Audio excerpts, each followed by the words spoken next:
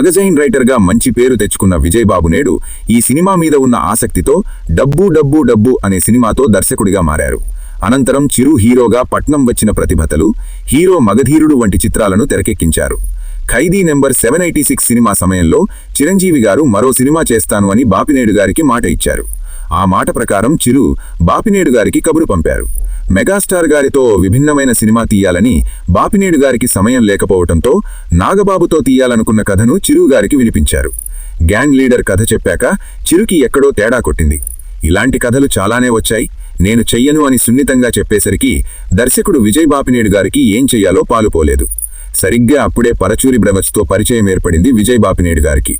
ఓ రోజు ఓ హోటల్లో పరచూరి బ్రదర్స్ని కలిసిన బాపినేడు గారు చిరంజీవి గారితో సినిమా చేస్తున్నా అన్నారు.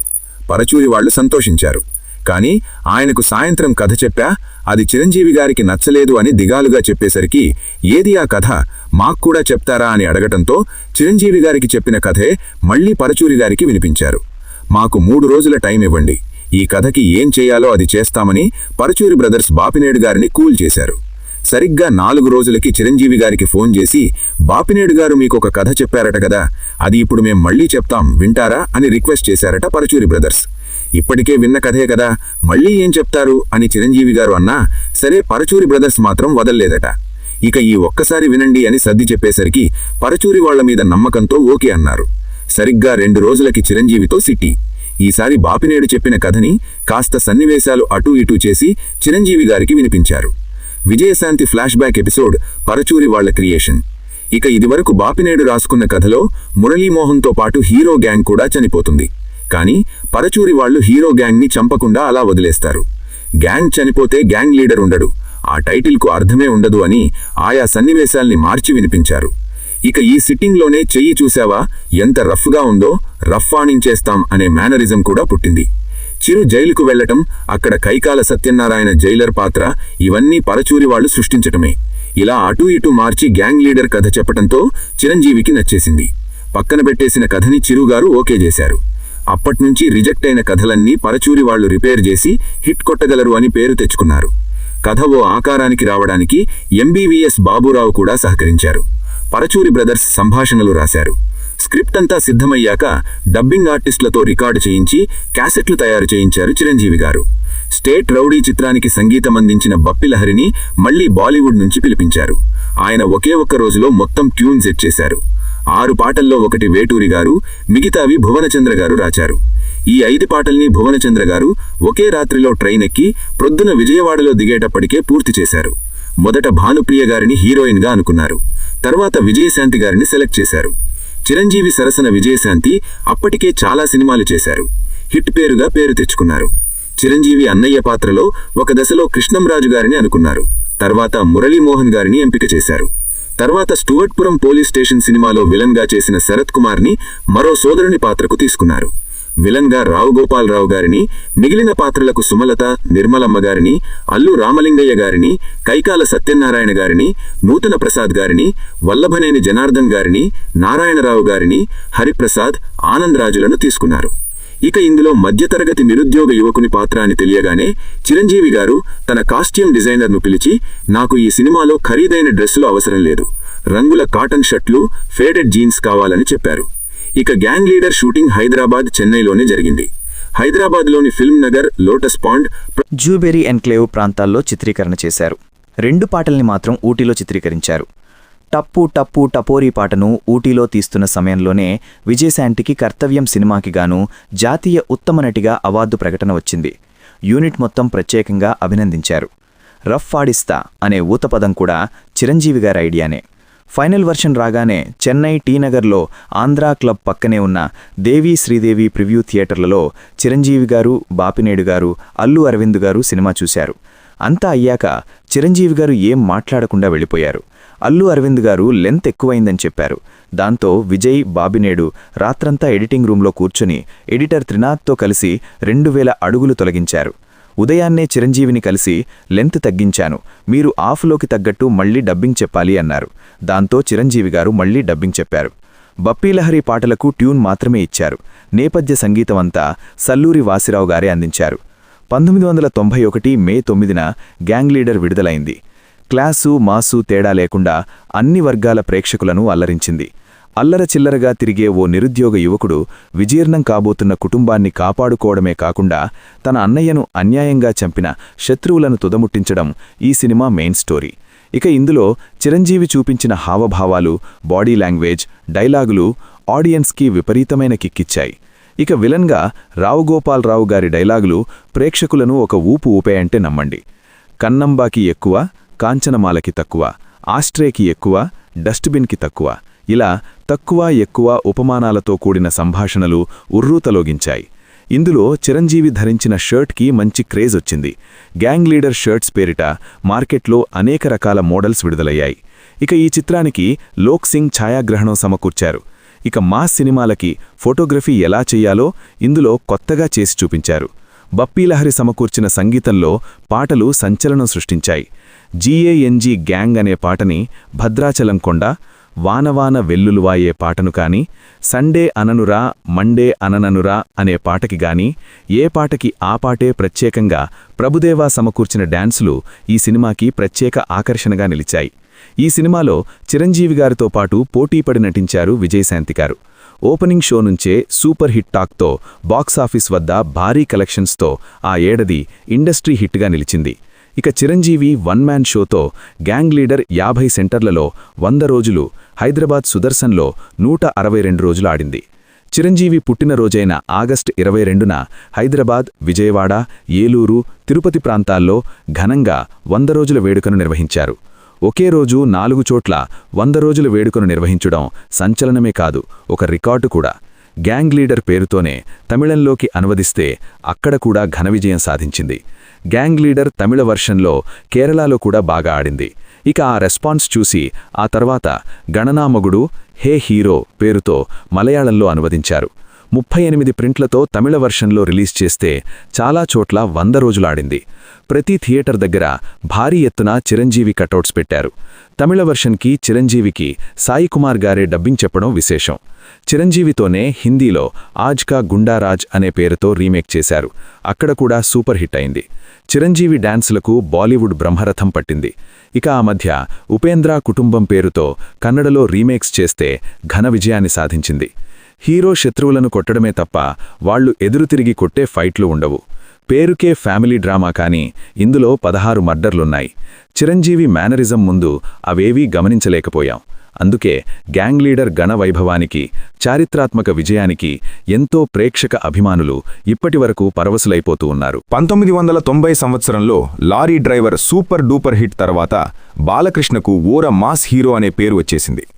బాలయ్య, బి గోపాల్ కాంబినేషన్ అంటే ఒక క్రేజ్ ఏర్పడింది. అందుకే అదే కాంబినేషన్లో నిర్మాత టి త్రివిక్రమరావు ఒక మూవీ ప్లాన్ చేశారు. ఆయనకు బాలయ్యతో సినిమా చెయ్యాలని 5 సంవత్సరాల కోరిక. అదే టైంలో తమిళ్లో చిన్న తంబి అనే సినిమా రిలీజ్ అయి సూపర్గా ఆడుతుంది. అది చూసిన పరచూరి బ్రదర్స్ ఈ సినిమా తెలుగులో బాలయ్యకు సరిగ్గా సరిపోతుందని బి గోపాలకు నిర్మాతకు చెప్పి బాలయ్య ఓకే అంటే దానిని తెలుగు రీమేక్ రైట్స్ తీసుకుందామని అనుకున్నారు. అయితే ఆ సినిమా బాలకృష్ణకు నచ్చలేదు. తర్వాత ఆ కథ రాజేంద్ర ప్రసాద్ దగ్గరకు, ఆ పైన వెంకటేష్ దగ్గరకు వెళ్లి చిన్న తంబి చంటిగా రూపొందింది. తర్వాత లారీ డ్రైవర్ సినిమాకి కథ అందించిన రైటర్ సింహానంద్ కొండవీటి సింహం సినిమాలో ఎన్టీఆర్ క్యారెక్టర్ ఇన్స్పిరేషన్గా ఒక స్టోరీ రాసి పరచూరి బ్రదర్స్కు వినిపించారు. వారికి, బి గోపాల్కి బాగా నచ్చింది.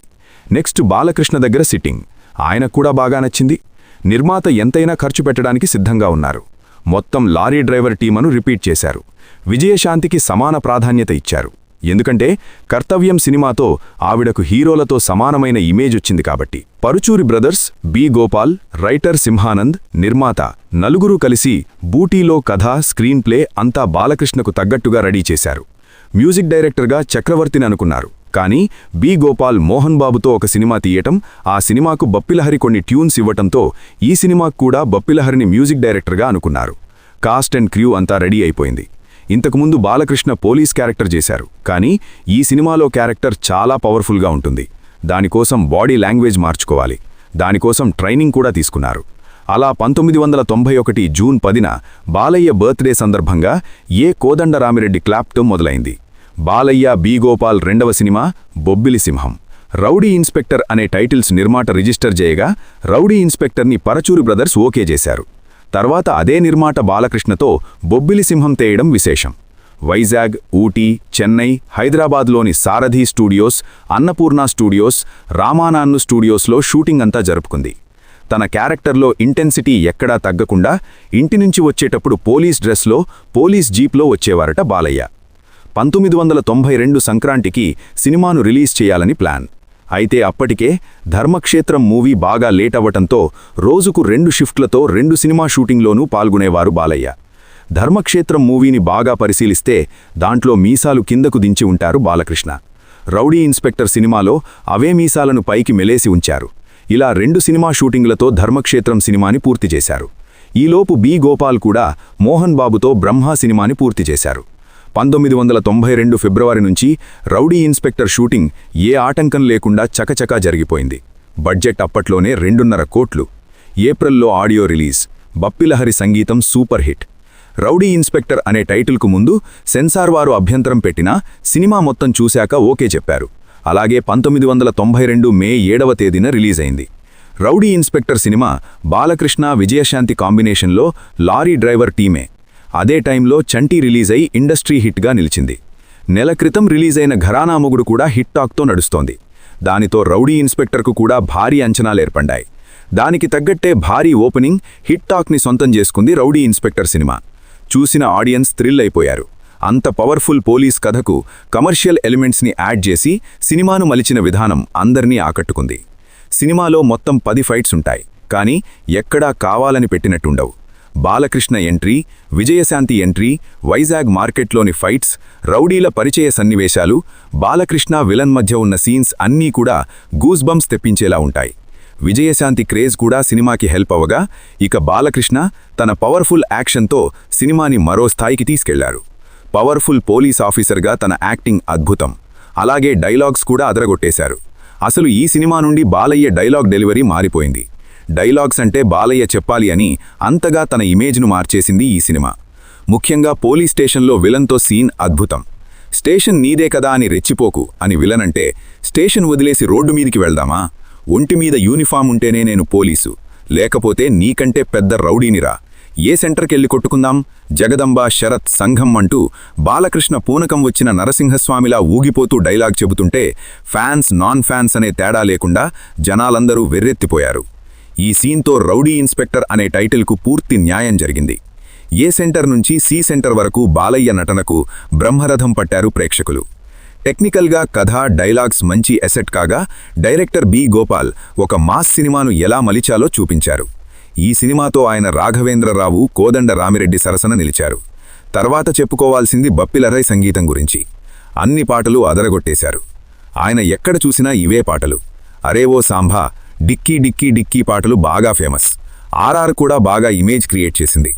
బాలకృష్ణకు మాస్ హీరోగా ఆకాశమంత ఇమేజ్ సాధించిన రౌడీ ఇన్స్పెక్టర్ బాక్సాఫీస్ విషయానికి వస్తే 86 ప్రింట్స్తో 196 థియేటర్స్లో భారీగా రిలీజ్ అయిన ఈ సినిమా మొదటి వారం 1,40,00,000 షేర్ కలెక్ట్ చేసి ఓపెనింగ్స్లో ఆల్ టైమ్ రికార్డ్స్ను సృష్టించింది. రెండో వారానికి 2 కోట్ల షేర్స్ కలెక్ట్ చేయడం అప్పట్లో ఒక సంచలనం.